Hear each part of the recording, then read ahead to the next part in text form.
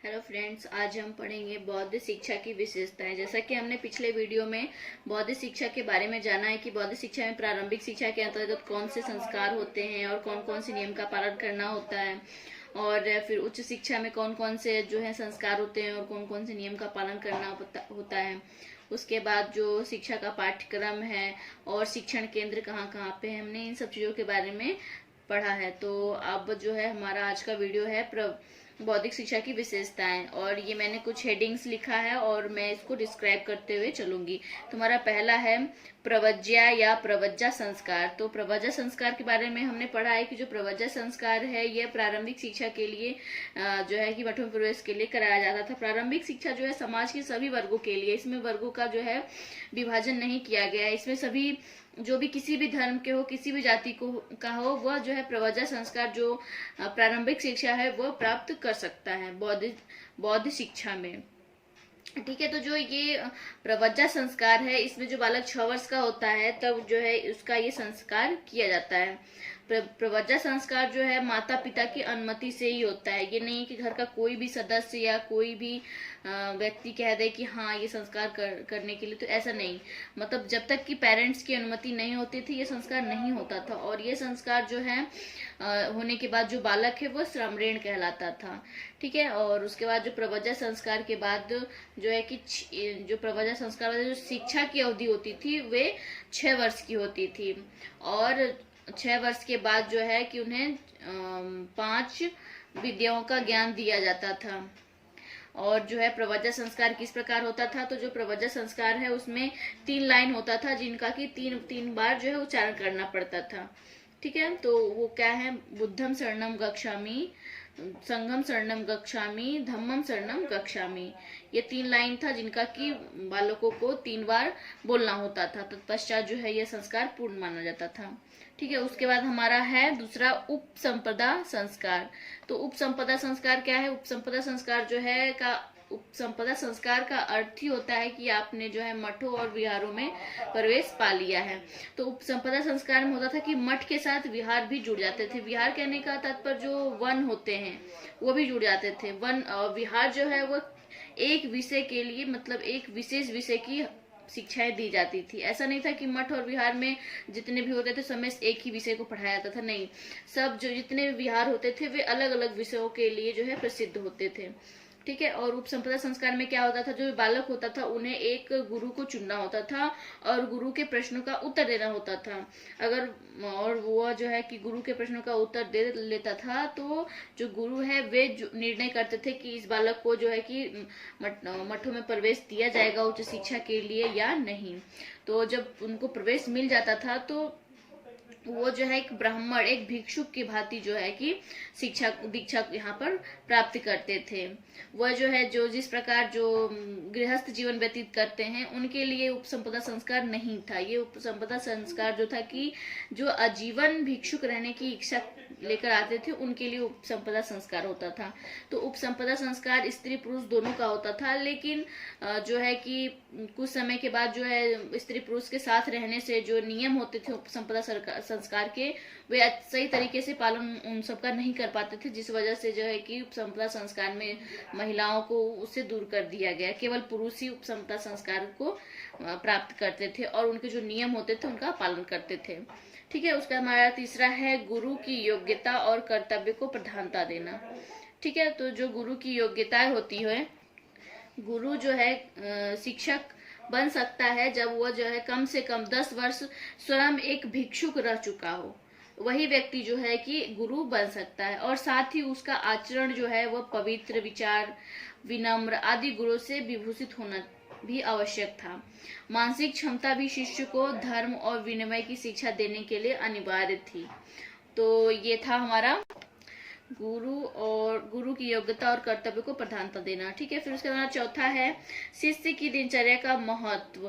तो जो शिष्य की दिनचर्या है उसमें बौद्ध शिक्षा की प्रणाली में नियमित रूप से गुरु की सेवा करना छात्र के लिए अनिवार्य था, और वास्तव में गुरु की सेवा शिक्षा का ही एक अविच्छिन्न अंग था। गुरु के भिक्षाटन के लिए वस्त्र व पात्र आदि प्रस्तुत कर उनकी इच्छा के साथ उनके साथ भिक्षाटन के लिए भी जाते थे।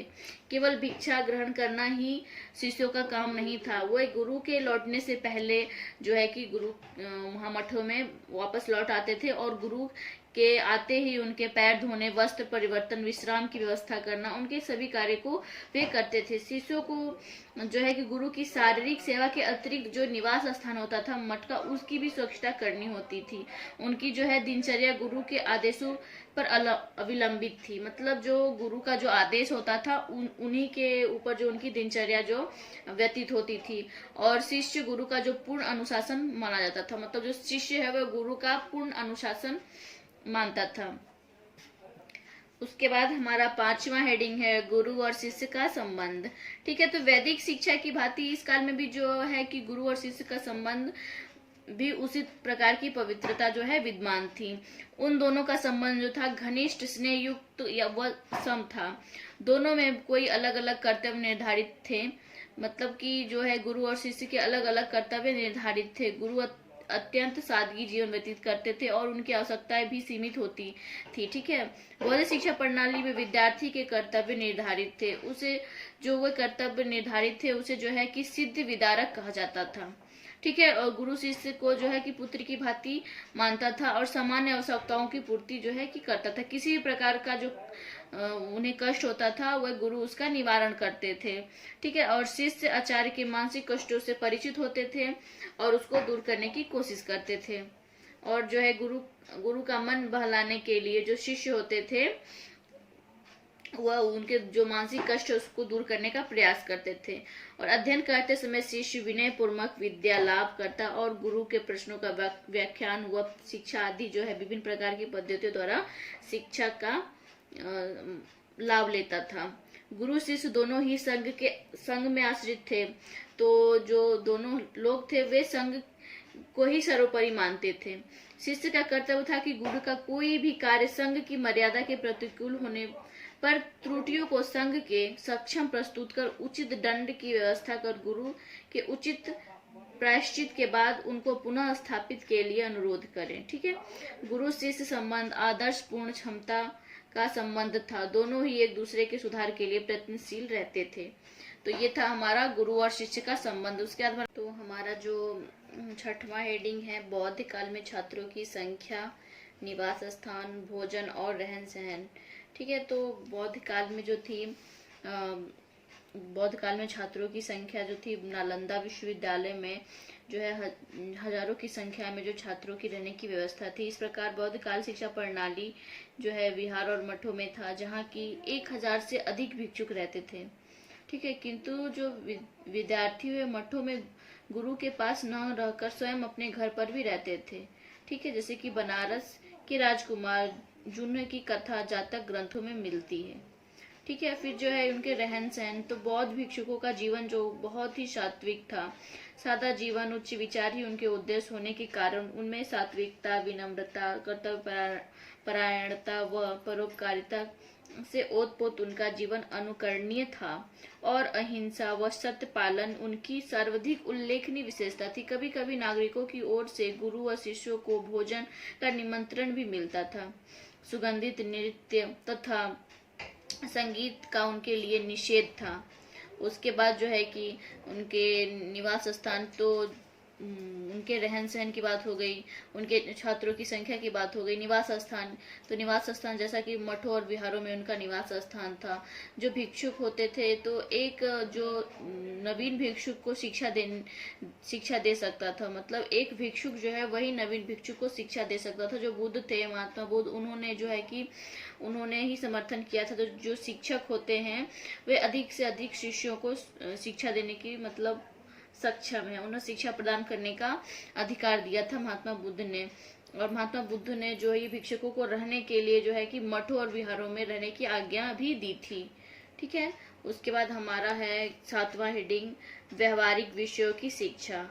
तो जैसा कि बताया गया है कि जो है कि बौद्ध धर्म में जो भी सामान्य जनता होती थी, क्योंकि वो बौद्ध शिक्षा ग्रहण करने का अधिकार सभी वर्गों को था, तो वे शिक्षा के अतिरिक्त जो है व्यवहारिक विषयों की भी शिक्षा उन्हें दी जाती थी। बौद्धकालीन जो शिक्षा पद्धति के अंतर्गत व्यवहारिक विषयों की शिक्षा व्यवहारिक रूप से प्रदान की जाती थी। सिर्फ विद्यार्थीगण जो है कि कुशल जो मिस्त्री होते थे या जो भी अपने कार्य में जो श्रेष्ठ होते थे अपने क्षेत्र में, उनके साथ रहते थे और उनके साथ रहकर वे विभिन्न विभिन्न विषयों के बारे में जो है कि व्यवहारिक ज्ञान को प्राप्त करते थे। ठीक है, उसके बाद हमारा है 8वां स्त्री शिक्षा। तो जैसा कि बौद्ध धर्म में जो है स्त्री शिक्षा को प्रोत्साहन दिया गया था, उन्हें महत्व दिया गया था। उस समय जो है कि साधारण स्त्रियों के लिए शिक्षा की व्यवस्था नहीं थी। केवल जो राजाओं महाराजाओं तथा धन संपन्न लोगों के घरों में स्त्रियां थीं, उन्हें ही शिक्षा प्राप्त करने का मतलब अधिकार था या वही कर सकती थी केवल। ठीक है, उसके बाद हमारा 9वां है जन सामान्य की शिक्षा।